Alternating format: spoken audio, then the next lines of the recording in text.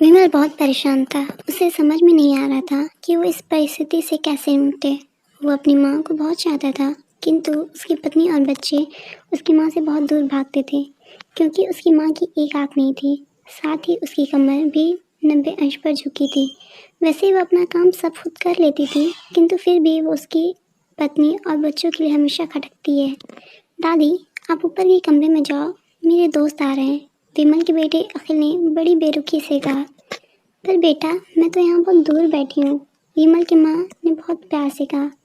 नहीं, आप उनके सामने मत आओ, वो मुझे चिढ़ाते हैं, अखिल ने जोर से डांटते हुए कहा। क्या हुआ अखिल, क्यों चिल्ला रहे हो? विमल की पत्नी कामनी ने किचन से ही आवाज़ लगाई। देखो ना माँ, ये दादी यहीं ड्राइंग रूम में बैठी है और मेरे दोस्त आ रहे हैं, अखिल ने शिकायत भरे लहजे में कहा। माँ जी, आप ऊपर चली जाओ, क्यों हम लोगों को लजवाती हो? कामनी ने बेटे का पक्ष लेते हुए कहा। बेचारी सरस्वती चुपचाप उठकर जीने के सहारे ऊपर जाने लगी। कमर झुकी होने के कारण उन्हें ऊपर चढ़ने में बहुत परेशानी हो रही थी, किंतु वो पूरी ताकत से ऊपर के एक अकेले कोने वाले कमरे में जाके बैठ गई। विमल बाजू के कमरे में सब सुन रहा था। उसे कष्ट हो रहा था कि उसकी माँ को अपमानित होना पड़ रहा है, किंतु वो असहाय था। अगर वो कुछ कहता तो पत्नी और बच्चे उसका विरोध करने लगते।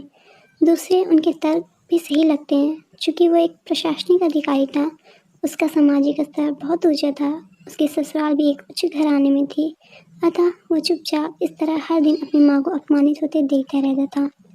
रात को विमल की पत्नी ने कहा, देखो जी, अब कुछ करो, कल कलेक्टर साहब की पत्नी आई थी, माँ जी अपनी देशी धुन धारा में उनसे मिली, मुझे बहुत शर्म आ रही थी, बताते हुए कि ये मेरी सास है। मैंने कह दिया कि ये दूर के रिश्तेदार हैं, इलाज कराने आई हैं। विमल को रोना आ गया, किंतु फिर भी वो चुप रहा। उसे समझ नहीं आ रहा था कि वो क्या करें। अपने बेटे के मन की स्थिति को सरस्वती अच्छी तरह से जानती थी और बेटे को कोई कष्ट ना हो इसलिए वो हर बात को चुपचाप सह लेती थी।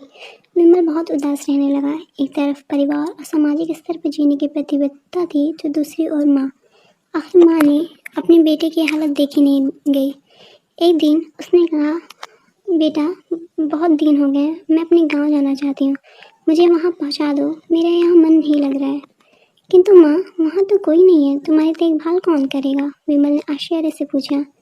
अरे सब गांव वाले हैं और तुम्हारे मामा जी तो उसी गांव में रहते हैं, फिर हमारी सब सारी व्यवस्थाएं कराएंगे। कामनी को तो जैसे मन की मुराद मिल गई हो। हाँ बेटा, बहुत सही कह रही है, सरस्वती ने लंबी सांस लेते हुए कहा।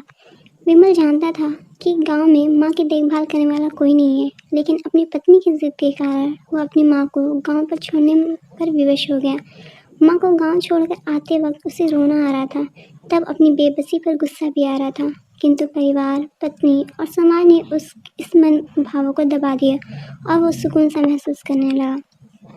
कुछ दिनों बाद उसके चाचा जी, जो कि अमेरिका में रहते थे, आने वाले थे। जब विमल बहुत छोटा था, उसके पिता जीवित थे, तब वो भारत आए थे और उसके बाद वो अब भारत आने वाले थे।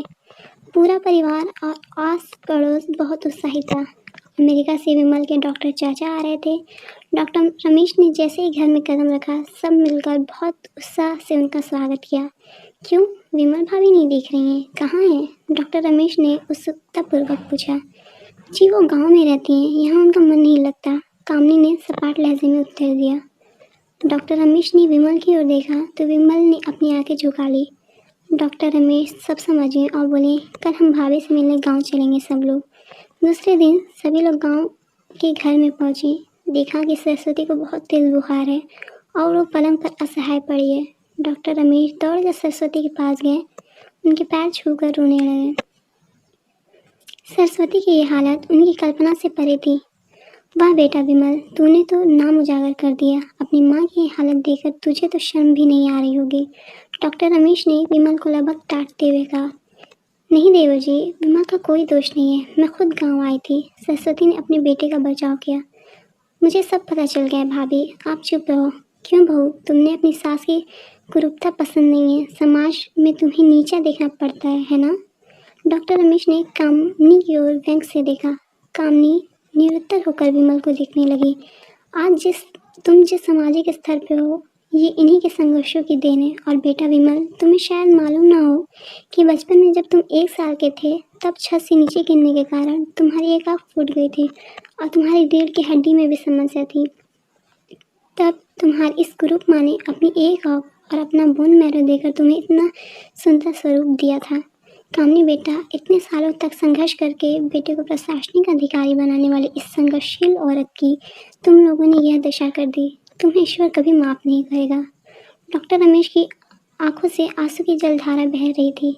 अब भाभी अपने साथ अमेरिका जाएंगे, यहाँ इन स्वार्थी लोगों के बीच नहीं रहेंगे। डॉक्टर रमेश ने सरस्वती से कहा। विमल को तो जैसे कि काटो तो खून नहीं था। डॉक्टर रमेश जो उसके चाचा थे, उन्होंने जो राज उसे बताया, उसके बाद तो विमल को यही लग रहा था कि उससे ज़्यादा पापी इस दुनिया में और कोई नहीं है। वो दौड़ता हुआ गया और माँ सरस्वती के कदमों में लिपट गया। माँ, मेरा अपराध अक्षम्य है। मैं जानबूझकर चुप्पी साधे रहा, आपका अपमान करवाता रहा। अब सिर्फ आप ही उस घर में मेरे साथ रहेंगे और कोई नहीं। विमल ने आग्नेय दृष्टि से अपनी पत्नी और बच्चों को देखा। कामनी को भी बहुत पश्चाताप हो रहा था, किंतु उसकी हिम्मत नहीं हो रही थी कि वह सरस्वती से आंखें मिलाए। सरस्वती ने कामनी को मन की स्थिति को समझकर उसे पुचकारते हुए अपने पास बुलाया और विमल को डांटते हुए कहा, खबरदार, जो मेरी बहू को मुझसे अलग करने की कोशिश की तो तुझे भी घर से बाहर निकाल दूंगी। कामनी और बच्चों ने सरस्वती के पैर पड़ते हुए अपने व्यवहार पर माफ़ी मांगी और माँ ने हृदय से सबको माफ़ कर दिया।